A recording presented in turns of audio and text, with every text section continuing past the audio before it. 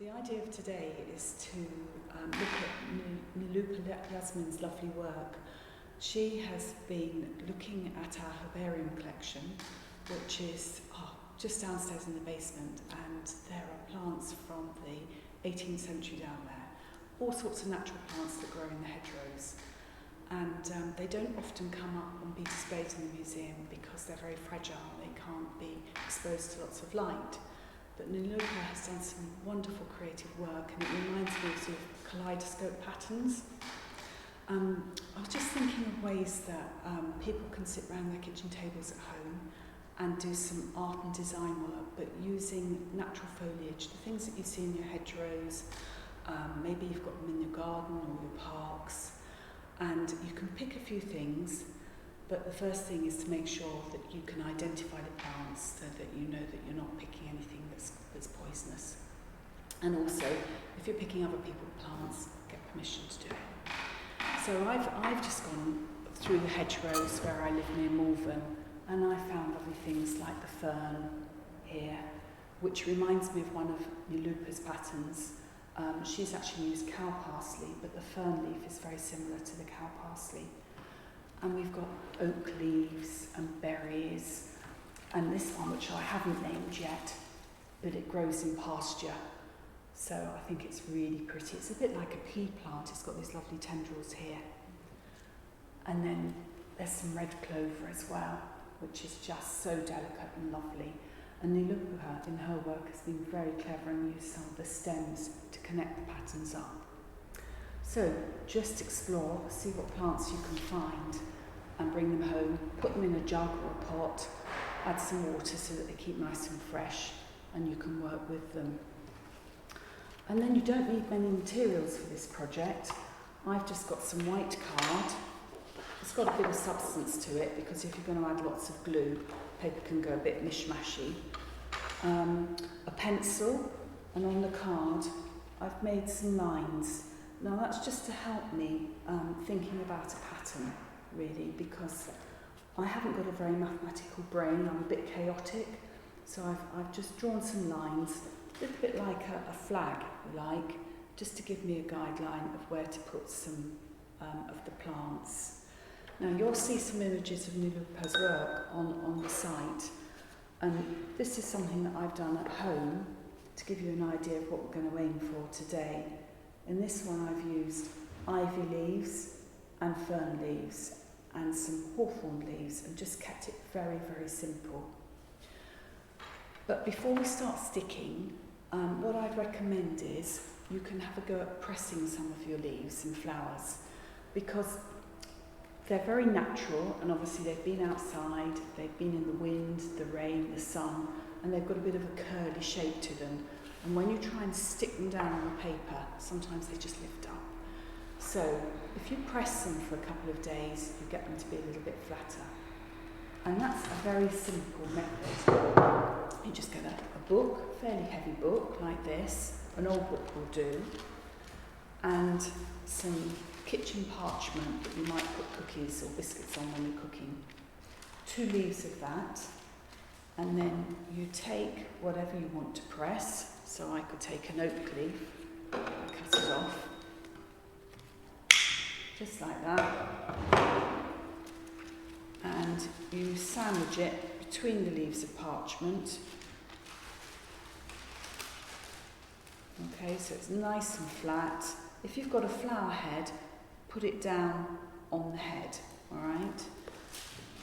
Close the book up, and then you can stack other books on top to give you weight, or use an old kitchen weight or something like that.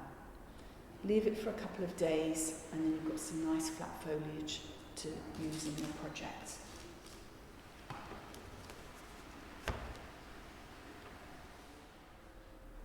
So once you've got some pressed flowers, it's not absolutely necessary, but if you choose to press your flowers, leave them for a couple of days, and then you can start thinking about your design.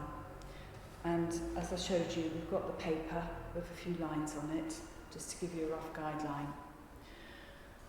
I think probably the fern is one of the loveliest plants to use, because you've got all these beautiful leaves, lovely, lovely shapes, and if you look carefully as you go up the stem, they're growing in different sizes, but they've got partners, so that helps you when you're thinking about your symmetrical pattern. You can snip one off this side and another one off that side and lie them on the paper, and you've got almost 2 identical leaf shapes. And they're quite nice to stick down with PVA glue, and that's all you need for this project, some simple PVA glue, like that, okay?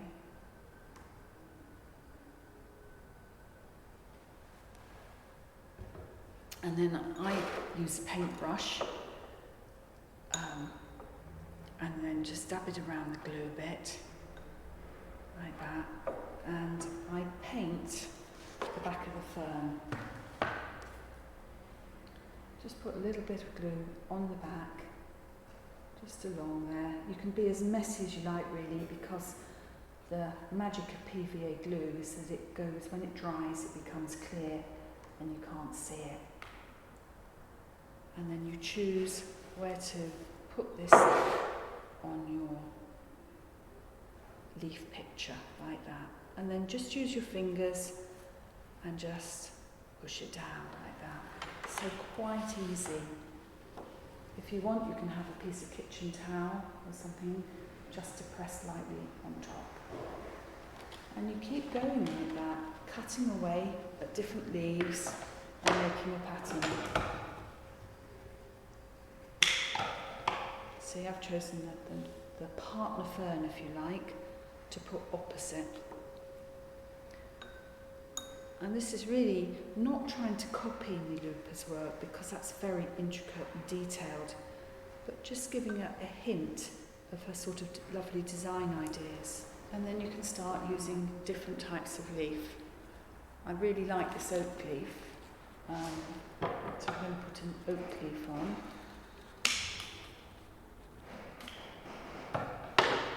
And I'm going to partner that up with one of these leaves, because it's got a beautiful, delicate shape, and perhaps use the stem as well.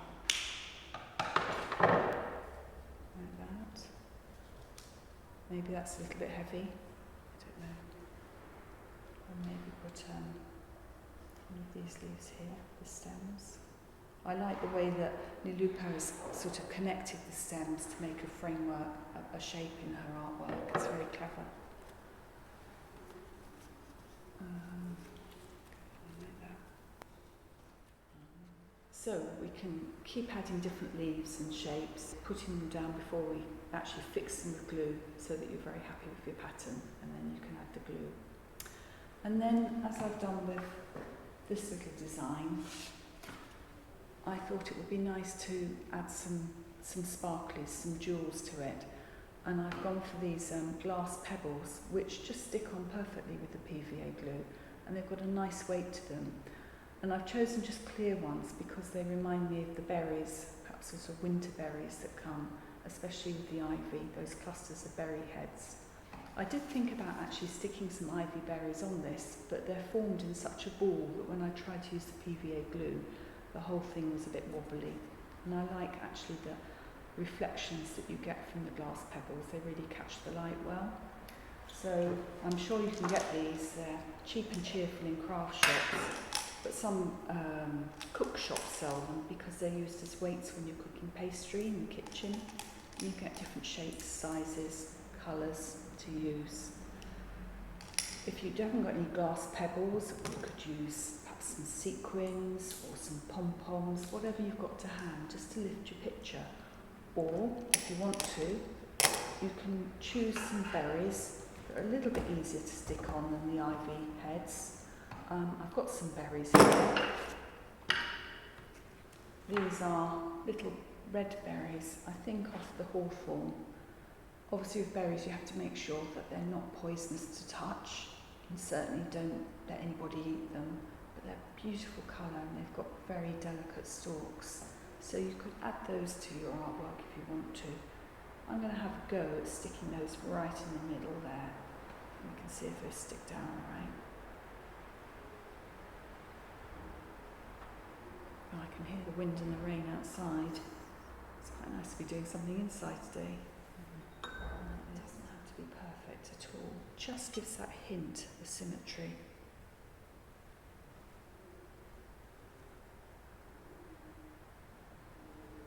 splodge the glue on, pop the berries down like that.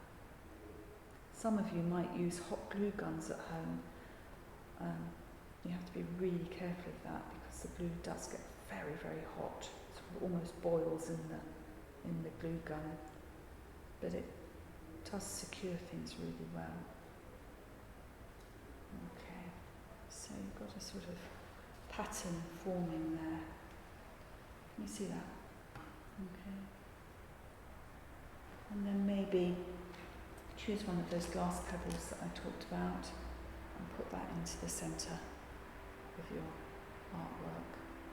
Big blob of glue for a glass pebble. They're quite heavy, but they do fix on really well and help to weight the ferns down a little bit like that. So a bit of a jewel, a bit of light and colour. Right.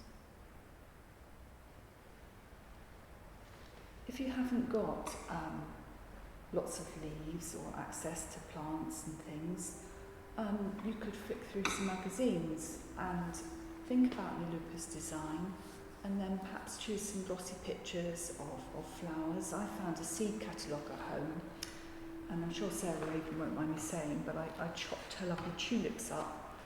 And Nilupa's work reminds me of looking down a kaleidoscope. You've got one of those at home where you look and you see all the fragments of colours and shapes moving round and round and round. So for this piece, I made a sort of hexagon shape, very roughly, and then I just went through the seed catalogue, chopping up all the tulip heads, just using scissors, getting different shapes, different designs, and then I covered my shape with glue, and I just laid the strips and the squares and the triangles down, and formed a pattern. And I'm just getting that idea of, colour and pattern and movement really, as I think Nilupa does so well in her lovely work. So that's an idea that you can use, very simple. Okay, so you don't even have to go outside and pick flowers if you can't get to them. So thank you for joining us today.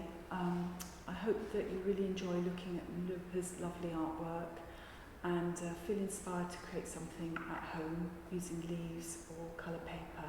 Just enjoy forming patterns and sitting around the kitchen table doing some making.